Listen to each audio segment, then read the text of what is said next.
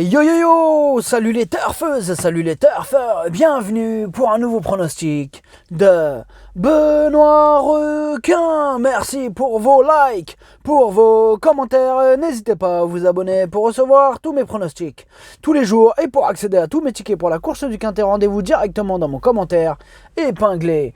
Ok, place au pronostic du Quintet du lundi 21 mars, direction Compiègne pour le prix de la plaine du Putois. Plat 1800 mètres, 15 partants, réunion 1, course 1, indice de confiance 1 sur 5.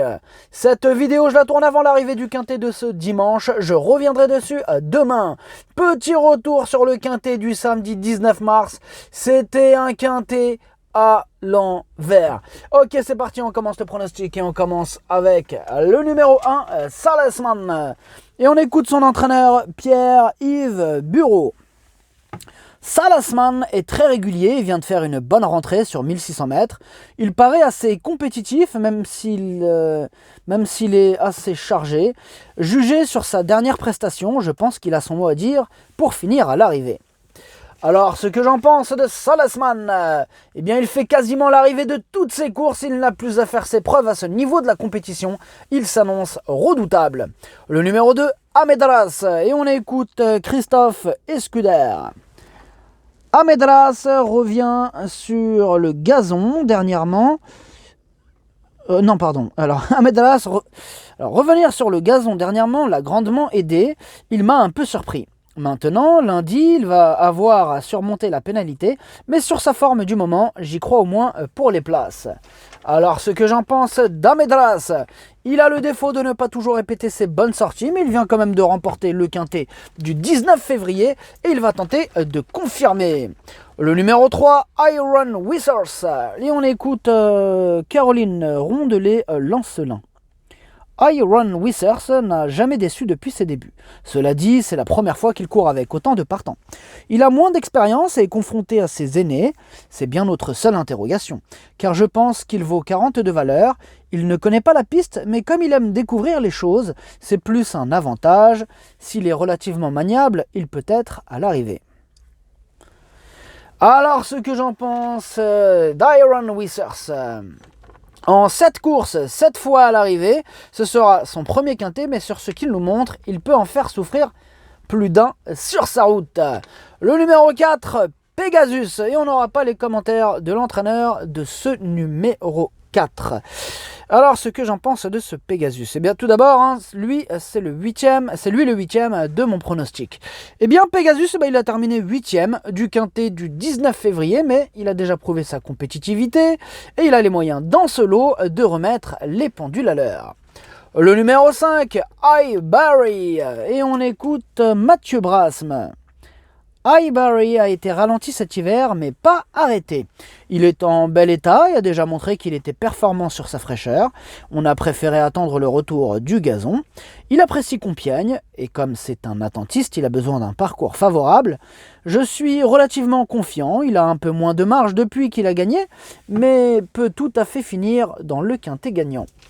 Alors, ce que j'en pense Barry, c'est une rentrée, on ne l'a pas revu depuis le mois de décembre, mais il court généralement bien sur sa fraîcheur, il est dans sa catégorie et il garde son mot à dire. Le numéro 6, Quartz d'Argent. Et on écoute Philippe Sogorbe. Quartz d'Argent est resté en très bonne forme, il affectionne les pistes très souples et la distance est parfaite pour lui. À lui de nous prouver sa compétitivité en 39 de valeur à ce niveau. J'ai envie d'y croire, raison pour laquelle on effectue le déplacement.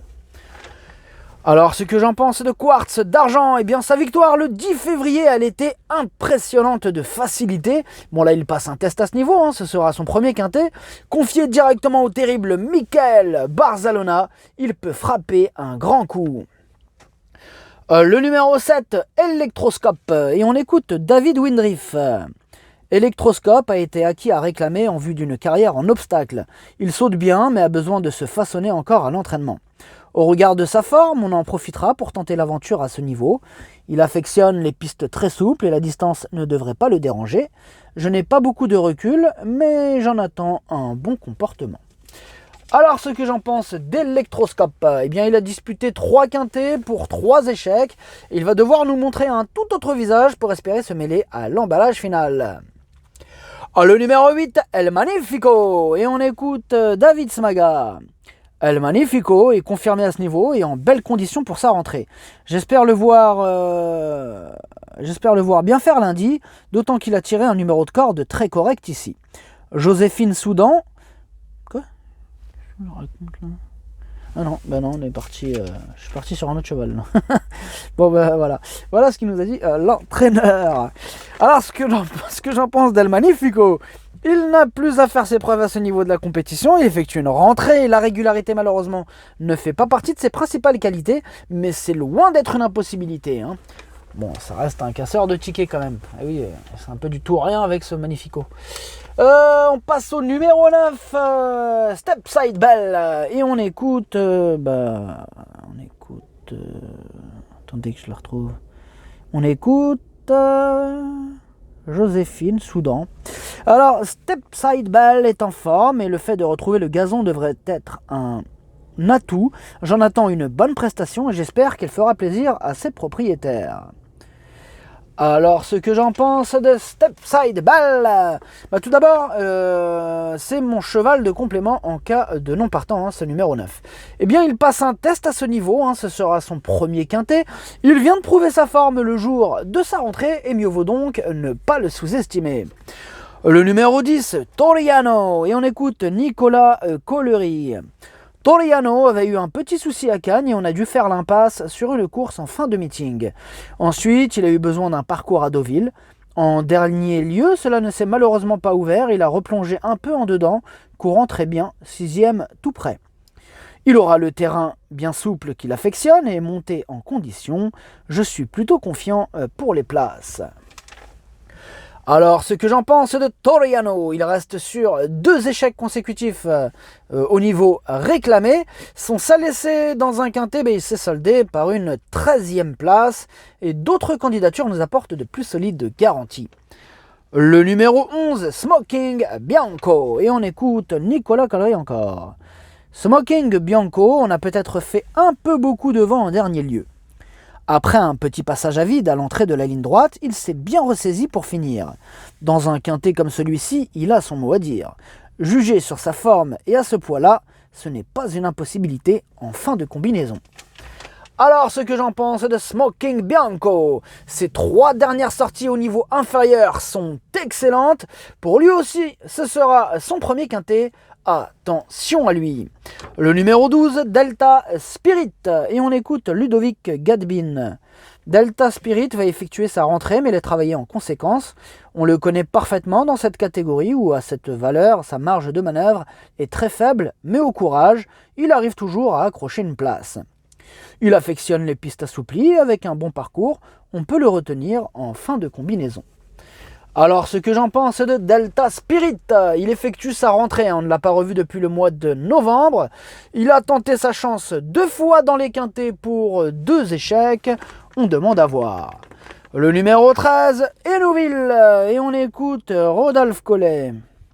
Hénouville a passé un bon hiver, elle est apte à fournir une bonne rentrée ici. Elle suivra probablement la filière des gros handicaps pour femelles cette saison. Lundi, elle est selon moi capable d'ambitionner une place en fin de combinaison. Alors, ce que j'en pense d'Hénouville, tout d'abord, c'est mon 2e cheval de complément en cas de non partant, ce numéro 13. Eh bien donc, ce que j'en pense d'Hénouville, pour elle aussi c'est une rentrée, on ne l'a pas revue depuis le mois d'octobre, ce sera aussi son premier quintet, mais c'est vrai qu'elle donne toujours son maximum en compétition, c'est une surprise possible. Le numéro 14, Thibouville, et on écoute Gina Rarik. Thibouville est plutôt régulière et constante quand elle se produit sur le gazon. En seconde épreuve, je lui aurais vu une bonne chance. Dans le premier volet de ce handicap, divisé, sa tâche se complique sensiblement. Alors, ce que j'en pense de Thibouville, elle reste sur un échec radical au niveau inférieur. Elle a échoué pour son seul essai dans un quintet et elle va devoir sortir le grand jeu pour espérer terminer dans la bonne combinaison. Le numéro 15, Kuhlmann, et on écoute Georges Doleuze. Kuhlmann est très mal sorti des stalles et a été très malheureux en dernier lieu. D'après son jockey, il aurait pu gagner. Je le préfère aussi sur gazon. Il est bien et c'est un parcours qui va lui convenir. Comme il est courageux, la montée de Compiègne lui sera favorable. Ce cheval de bon terrain a l'avantage de ne porter qu'un petit poids, contrairement à d'habitude. On y va avec une chance.